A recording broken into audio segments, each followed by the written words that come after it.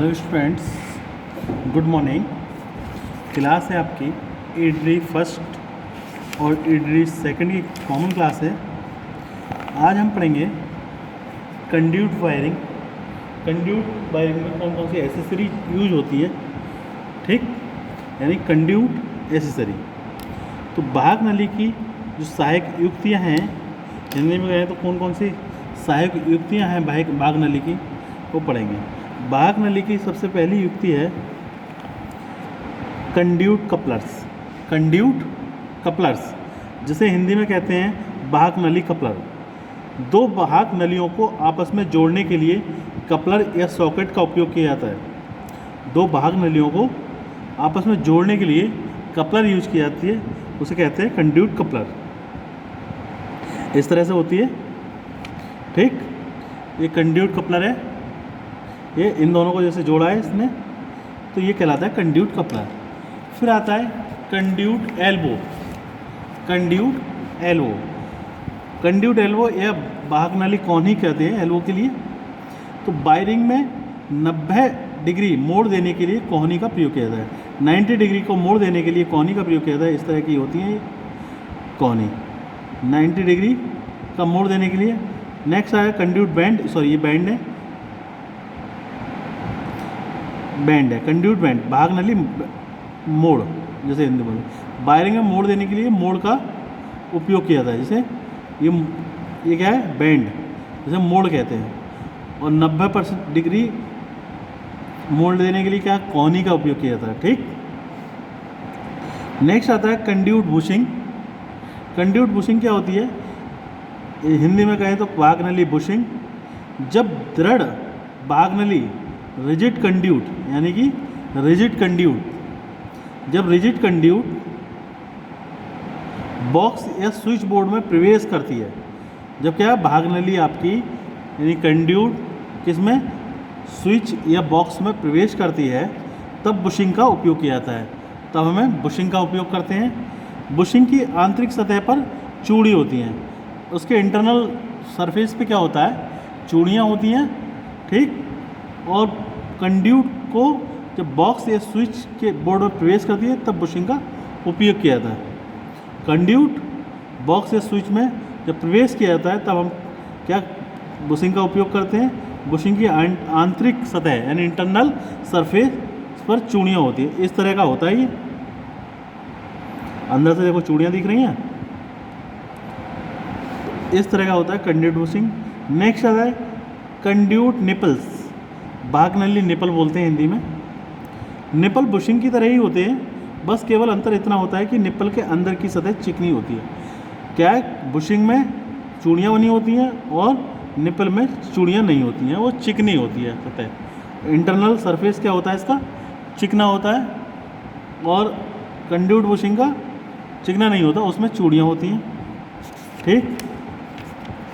उसके बाद आता है आपका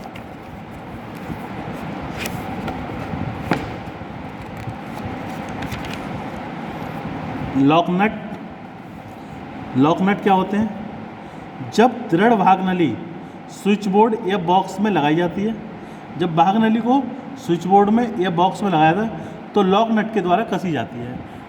स्विच जब क्या करते हैं, कंड्यूट को हम क्या करते हैं, स्विच बोर्ड या बॉक्स में लगाते हैं, तो लॉक नट के द्वारा क्या करते हैं, कस देते हैं। ये होता है लॉक नट, इसके द्वारा कसा जाता है, ठीक। फिर आता है कंड्यूट सैडल या भाग नली सैडल। दीवार की सतह पर भाग नली को लगाने के लिए सैडल का उपयोग किया जाता है। भाग नली को लगाने के लिए किसका उपयोग किया जाता है, सैडल का उपयोग किया जाता है। इस तरह का होता है, ये डायग्राम देख लो, ये है सैडल का। उसके बाद आता है इंस्पेक्शन बैंड एंड एल्बो, निरीक्षण मोड़ व कोहनी। निरीक्षण मोड़ व एक कोहनी वायरिंग का निरीक्षण करने के लिए लगाई जाती है। वायरिंग का निरीक्षण करने के लिए निरीक्षण मोड़ या कोहनी लगाई जाती है। इस पर टीन का कवर 2 स्क्रू की सहायता से कस दिया जाता है। इस पर क्या किया जाता है, टीन का कवर 2 स्क्रू की सहायता से कस दिया जाता है। इस तरह से होता है ये बैंड, और इस पर ये लगाया जाता है इंस्पेक्शन कोहनी, ठीक। इसके 2 नट, इस पर हम 2 क्या पेज की सहायता से कस देते हैं। आवश्यकता होने पर हमें जब कहीं फॉल्ट आता है तो इसे खोल के चेक कर सकते हैं। इंस्पेक्शन कर सकते हैं। ठीक, उसके बाद आता है जंक्शन या इंस्पेक्शन बॉक्स। निरीक्षण या जंक्शन बॉक्स। निरीक्षण या जंक्शन बॉक्स आगे के बिंदुओं को सप्लाई देने के लिए किया जाता है। निरीक्षण या जंक्शन बॉक्स आगे के बिंदुओं को सप्लाई देने के लिए किया जाता है। दो मार्गी निरीक्षण बॉक्स यानी टू वे इंस्पेक्शन बॉक्स का उपयोग आगे के बिंदु को 90 डिग्री मोड़ने पर सप्लाई देने के लिए उपयोग किया जाता है। क्या है?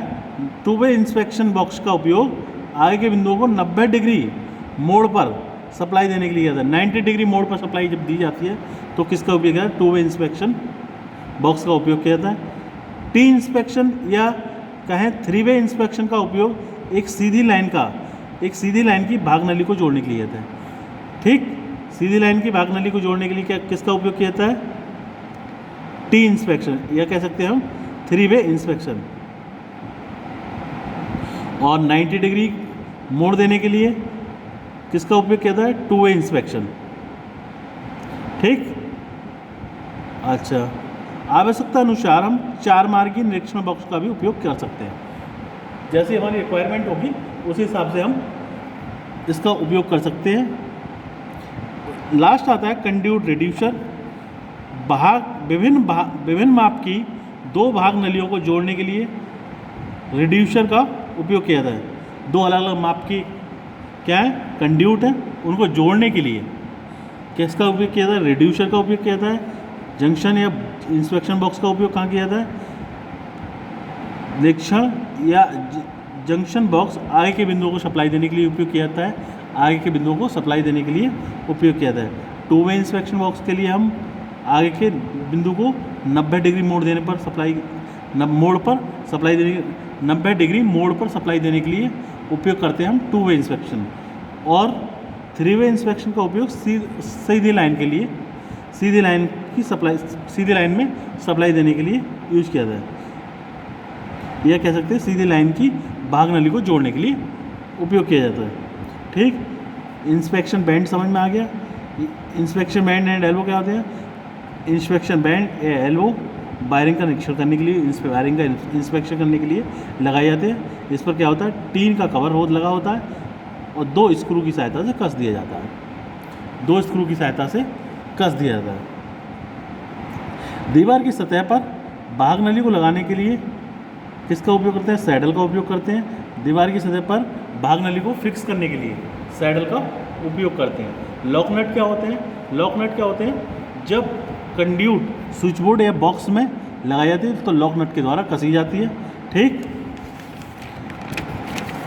भाग नली निप्पल क्या होते हैं? निप्पल, भाग नली निप्पल या निपल्स बुशिंग की तरह ही होते हैं। ये इसमें बस सतह इसकी अंदर से चिकनी होती है और बुशिंग की चूड़ीदार होती है। दोनों एक ही चीज़ है, बुशिंग और निपल्स। इसकी सतह आपकी चिकनी होगी और इसकी सतह चूड़ीदार होगी। ठीक, उसके बाद आता है कंड्यूट बैंड। वायरिंग में मोड़ देने के लिए कंड्यूट बैंड का उपयोग किया जाता है। और कंड्यूट एल्बो का मतलब 90 डिग्री मोड़ देने के लिए कोहनी का उपयोग किया जाता है, यानी एल्बो का उपयोग किया जाता है। एक पॉइंट आपका है कपलर्स का उपयोग 2 भाग नलियों को आपस में जोड़ने के लिए कपलर या सॉकेट का उपयोग किया जाता है। कपलर्स कह दो या सॉकेट कह दो, ठीक, एक ही चीज़ है। कपलर्स या सॉकेट का उपयोग हम 2 भाग नलियों को जोड़ने के लिए करते हैं। तो ये थी आपकी कंड्यूट एसेसरीज, समझ में आ गई होगी, मैं ऐसी उम्मीद करता हूँ। अब हम पढ़ेंगे design of indoor lighting scheme, यानी आंतरिक प्रकाश व्यवस्था का अभिकल्पन। आंतरिक प्रकाश व्यवस्था का अभिकल्पन हम निम्न बिंदुओं के आधार पर करते हैं। निम्न बिंदुओं को ध्यान में रखना आवश्यक है। इसमें क्या है? आंतरिक प्रकाश व्यवस्था देने के लिए निम्न बिंदुओं को ध्यान में रखना चाहिए। कौन कौन सी व्यवस्थाएं होनी चाहिए भाई? पहला है रिक्वायरमेंट इल्यूमिनेशन लेवल, यानी रिक्वायर्ड इल्यूमिनेशन लेवल, यानी आवश्यक प्रदीपन स्तर। प्रदीपन स्तर उसका कितना होना चाहिए, स्टैंडर्ड कितना है, उसी के अनुसार हमें क्या है लाइटिंग स्कीम्स यूज करनी चाहिए अंदर। जैसे कि हर जगह का अलग अलग होता है रिक्वायरमेंट, रिक्वायर्ड होती है इल्यूमिनेशन की। जैसे हम बात करें, ये टेबल दे रखी है, इसको याद रख कर लेना। जैसे हम कह सकते हैं, आप जैसे डोमेस्टिक की बात करें हम, तो बेडरूम के लिए 150 से 200 लक्स क्या होना चाहिए, इल्यूमिनेशन होना चाहिए। बेडरूम के लिए कितना होना चाहिए, 150 से 200। ड्राइंग रूम के लिए 250, डाइनिंग रूम के लिए 125, किचन के लिए 200, बाथरूम मिरर के लिए 200, स्विंग रूम के लिए 500, प्रवेश द्वार या सीढ़ी व हॉल के लिए 100, बाथरूम के लिए 75 से ही काम चल जाएगा, स्टडी रूम के लिए 300 और टेबल गेम के लिए 300। ये था इसका इल्यूमिनेशन कि इतना इल्यूमिनेशन होना चाहिए स्टैंडर्ड। ये आपको, आप जो है बुक आप लोगों के पास होगी तो जो है टेबल याद कर लेना, इसकी याद रखना है। थोड़ा इधर उधर हो तो कोई बात नहीं है, लेकिन जो है ज़्यादा अंतर ना हो। अब बात करते हैं इंडस्ट्री में। सामान्य कार्य के लिए 200 होने चाहिए। सूक्ष्म मशीनी कार्य के लिए, छोटे छोटे मशीनी कार्य जो होते हैं वो 500 लक्स पे होते हैं, और अति सूक्ष्म मशीनी कार्य 1000 से 2000। ऐसी अगर हम बात करें हॉस्पिटल की, हॉस्पिटल में लेबोरेटरी में 250 होनी चाहिए, मरीज वार्ड में 100, ऑपरेशन टेबल पर 3000 लक्स का। स्कूल कॉलेज की बात करें, कक्षा में 250 होनी चाहिए, कार्यशाला वर्कशॉप में 400, ड्राइंग हॉल में 400 और लैब में आपका 150। होटल की बात करें, रसोई घर 200, जलपान कक्ष 150, शयन कक्ष 75। दुकान की बात करें, सामान्य के लिए सामान्य 250 होना चाहिए, 250 लक्स। और प्रदर्शन कक्ष की 500, मरम्मत कार्य के लिए 1000 से 2000। अन्य में यानी ऑफिस में कितना होना चाहिए, 250, पुस्तकालय में 300, सभा भवन में 350।